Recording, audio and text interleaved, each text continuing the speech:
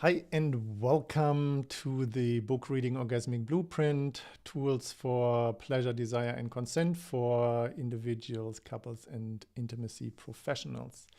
So we're coming to an end of the fourth chapter. So the next three chapters are about procreation, what I call edging, and then the spiritual path of DMT and all the neurotransmitter and hormones, how they're getting released. So this chapter 4 is mainly how to use the sensory inflow and consent in communication with your partner, with friends, with family, with your lover, colleagues, however you want to use that. But this very reading that I'm going into now is my favor, where everything is focused on when it comes to sexual transformation.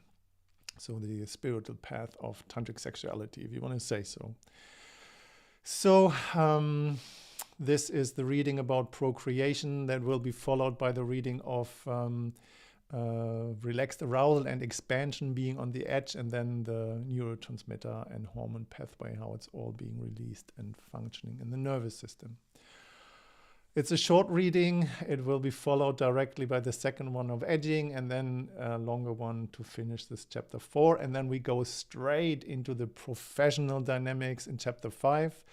What is the way how to use all this material that you just find in these readings in a professional setting as a facilitator or as a professional practitioner when you put your hands on somebody else's body, or kind of present any kind of work that is based on touch and connection.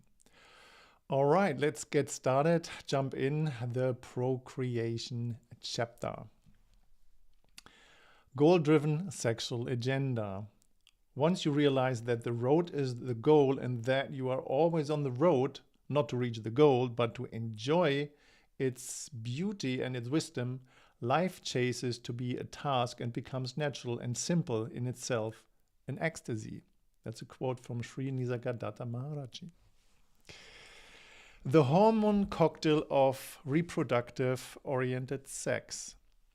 When touch and encounter begin, oxytocin increases, and then comes dopamine, which signifies the wildness or horniness of sexual arousal. Serotonin is then released, which is the feeling of pleasure and expansion. And at the moment of climax, contraction occurs within both the brain and the genital area. At this point, serotonin begins to drop and prolactin is released.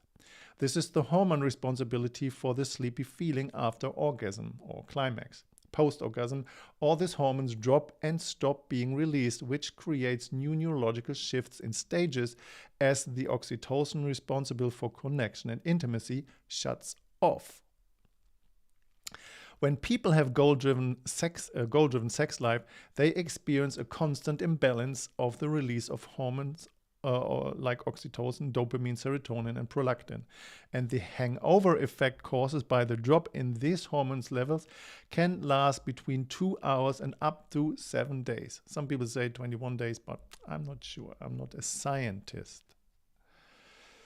As long as people are stuck in this goal-driven state of mind, they'll have trouble finding the inflow of the somatic nervous system. This is because our nervous system needs to pick up signals from your skin during slow touch. And if you can't relax into the now and be slow, tuned into the present, and if you're instead focused on getting to the goal or whatever it takes to get there, you'll experience an inability to feel deeply. This creates a repetitive loop of disconnection that many are unaware of. Here is the map of the procreation. I just try to put that out. It's really hard to see, and I get on one point, you need to get the book. Anyway, I continue reading. 90% of couples fall into this category of the repetitive loop of disconnection in procreative sex. So please keep in mind that whenever differentiating between gender, I refer to how a person's body, especially the nervous system, initially developed and is still wired, and not to gender identity. So the procreation map is based on the graph by Manya Robinson and Gary Wilson, who did much research into hormones and neurotransmitter levels during different sexual and sensual states. So women are more profoundly wired. Let's take a deeper look at how men's and women's nervous system are differently wired. Whether you are in a man's or in a woman's body crucially affects your experience of life. So if we look at the 10th week of gestation, we're still cellular very alike, with one exception. This is the point when a fetus develops into a male or a female body. And at this point, the social engagement system, the dorsal vagus nerve, wires differently, depending on whether their genitals are inside or outside of the body. So the female body, the dorsal vagus nerve, is directly connected to the uterus, specifically to the cervix. It remains dormant until activated. And during this research on pain with paraplegic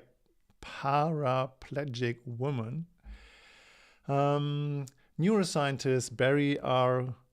Komisaruk,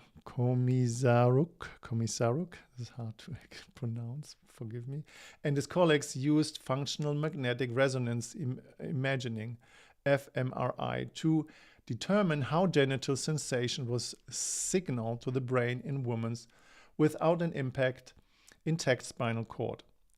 Imaging revealed that when internal penetration, an alternative pathway was activated through the vagus nerve, which led to orgasm. Interesting. The female body, therefore, through his different wiring, has a deeper capacity for spiritual transformation than that of a man due to the state of surrender the dorsal vagus induced.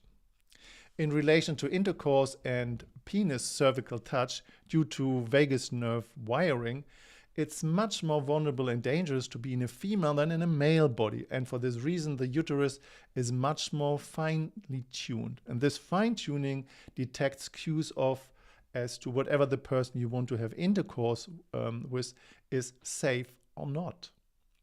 If her body isn't safe, it says no, even when her mind says yes.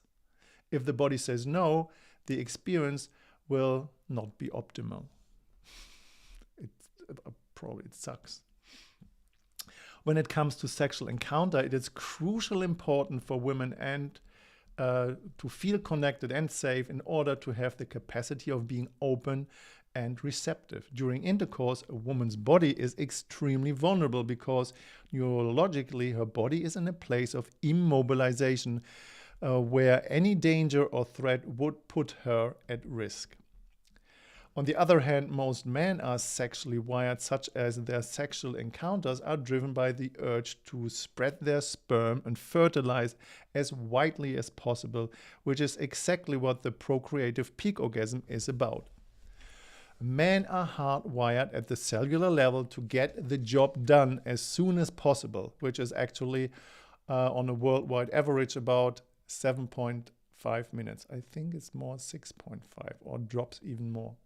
Therefore, when this sense of sexuality is based on the agenda of goal, of a climax, the capacity for spiritual transformation during sex, which comes about through allowing being, isness to occur moment to moment, is extremely limited.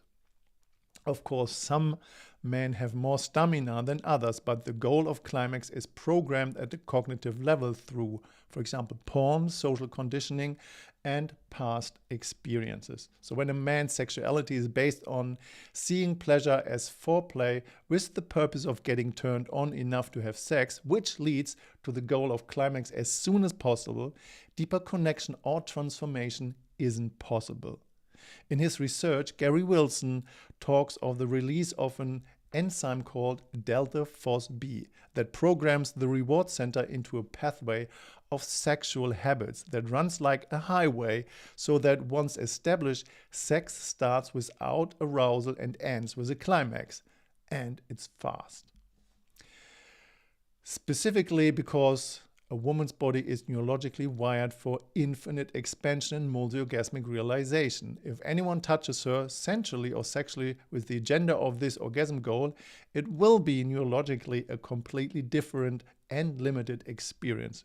And because of our entire society is so male-dominated, goal-oriented and indoctrinated, that we have to get the results, otherwise there won't be any benefit.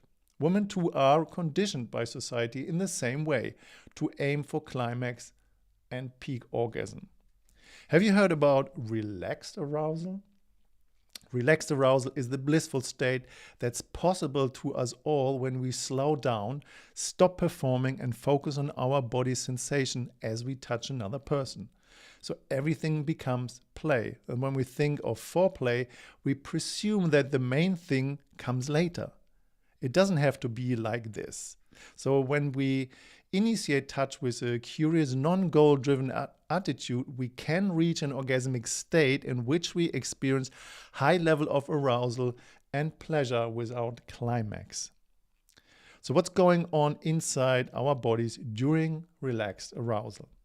So when we maintain the state, the brain releases a delicious cocktail of neurochemicals and hormones which stays in the body, regenerate cellular structure, and re-establish neurological balance. What's also possible is the release of DMT, so dimethyltryptamine. I'll talk about that in a little bit. A naturally occurring component which mimics the chemical structure of serotonin, also known as the spirit molecule. DMT has the potential to bring us into a blissful state of expanded connection with source consciousness. Imagine sharing this experience of oneness together with your lover. It's actually really cool. I can confirm that. Staying in that state requires self-restraint because it invites a fundamental shift in our perception of experiencing pleasure through climax. However, if you already started the necessary foundation by waking up your hands and being present to your own somatic experience, and so, I'm confident that what took me about 10 years to learn can be accessible to you in a few months. Okay, I will stream a little. Welcome, gentlemen. You've mastered the art of pleasure, but you're not the type to settle for the ordinary, right? You're after the extraordinary. You're not just driving a car in life, you want the Tesla experience in every aspect, especially in your intimate relationships and your sexuality. So it's not about dissatisfaction, it's about exploring deeper. You know greatness, now you seek to be the best. More presence, more connection, not just reaching a goal, but transforming it.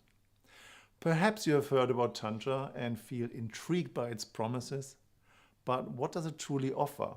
Imagine not just giving your partner moments of pleasure, but leading them into an ecstatic state and keeping them there, an orgasmic state of being for both of you. I understand the subtleties that make good great. For over 20 years, I've guided men like you to deepen their understanding, to discover what lies beyond the climax. So to take private sessions with me that will put you right on target what you want to achieve, instead of wasting hundreds of hours in workshops and online courses, even though they can be fun and they are great. So if you are ready to explore these profound possibilities, I'm here to guide you. So let's redefine what pleasure can mean to you. So reach out for a free discovery call on this link here and let's embark on this journey to endless contentment.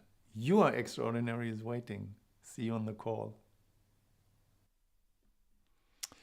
Welcome back. So if you want to have a free call and get your questions answered, I will put a link in the video description. Please feel free to reach out and book a discovery call, and I can tell you more about that stuff if you're interested. You're more than welcome. Let's go back into the reading. So after my tantric awakening, I realized that during my age of ejaculation as a teenager, I trained my brain reward system into an orgasmic addiction.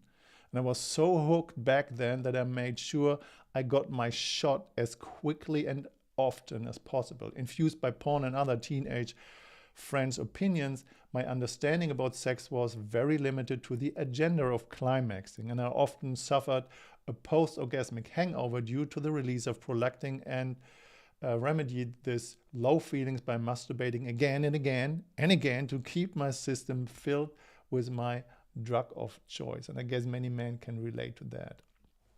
So I remember being in bed with the flu when I was about 14 and feeling pretty terrible. The arousal during masturbation made me feel better, and the hormone cocktail released at climax felt great. After my little shot, I felt really sick again. Back then, I didn't realize how rejuvenating sexual energy is when kept within your system and its correlation to health, energy, and well-being. During this, not only created an orgasmic reward circuit, but trained my body into premature ejaculation before I was an adult. I remember masturbating a few hours before having sex with my first girlfriend so that I'd have the stamina to perform longer than a few minutes. It's a little bit embarrassing sharing that, but it was true. Performance is the key word here. Sex was disconnected and lacked feelings. Barry Long talks about this in his book, Making Love, Sexual Love, the Divine Way, about how we create separation between one another during goal-oriented sex and create connection when engaging in non-goal-driven lovemaking. You know, when I work with men, I just normally ask, so if you just ejaculate and if you have children and your package might be delivered, do you want to have every time when you have an ejaculation create offspring? Probably not. So then the question is, why do you have sex that way? And what can you change and what is possible? This is a really good question. And I go deeper that in the next chapter, but let me finish that reading. I'm happy I got to connect with my early lovers with some hours of cuddling and connection, but I'm not sure anymore whether that was possible because I already had my climax fix. Earlier in the book, I shared the story about the beginning of the end of my identity when I had a breakdown, collapsed, desperately crying until only two components remained in my consciousness, and that was love and tantra. This experience marked by my quest to change everything about how I related to sexually and spiritually with myself and the divine within all of us. This was the beginning of my tantric awakening and journey beyond known concepts of relationship, romance, and eros to become love and life, speaking truth from a place of being love. Learning the tools of sublimating, redirecting sexual energy took me around 10 years with little success at first. And at the beginning, I tried clenching and Kegels to bring awareness to the uterus sphincter, pelvic floor muscle, and anus in order to control ejaculation. And I later learned that clenching muscles to control orgasm is a complete oxymoron. The peak climax is a neurological contraction. Trying to control contraction with contraction will cause the contraction you are trying to control. I then learned the relaxed arousal and expansion approach in under a year, along with experiencing trauma awareness, de-armoring, and further embodiment.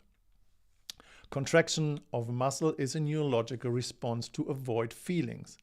Controlling ejaculation by tightening a muscle through contraction does not allow the muscle tissue to be receptive to feeling, sensation, or conductive of energy. De-armoring, on the other hand, releases the contraction patterns held within the muscle and allows people to relax and come back into feeling. During relaxed arousal, we stay in the realm of feelings and feeling the inflow while being connected to the oxytocin pathway of expansion.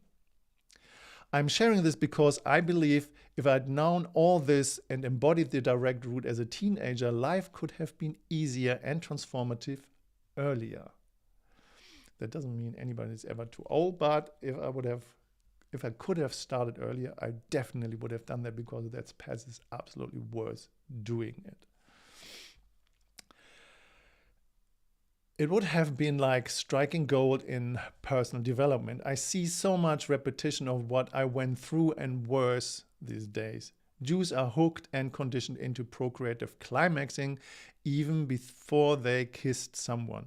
Not to mention the lack of education and acceptance to reassure kids that it's good to feel themselves for the sake of intimate self-connection without being sexual. So that was it for today. Thank you for hanging in and listening to my reading. And please like and subscribe if you haven't done so you get a notification about my next live reading. And all the links will be in the video description below. And if you're interested, the next reading will be relaxed and transformative arousal, how to start being on the edge of climaxing. And that will be that next upcoming reading video somewhere here in this part where my finger is. All right. See you there. Stay calm. Love yourself. See you then.